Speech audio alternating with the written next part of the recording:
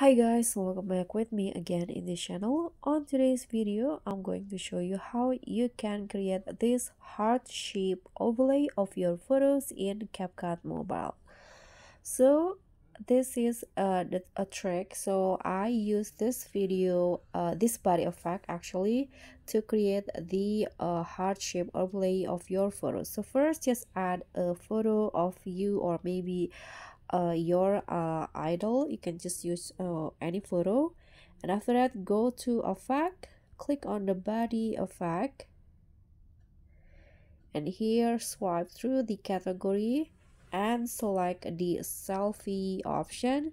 Here you choose this in my heart body effect, so click on that, and as you guys can see here, there is a heart shape overlay flying around the photo like this. So that's all from me. Thank you so much for watching. Don't forget to like, comment, and subscribe, and also click on the thanks. Bye.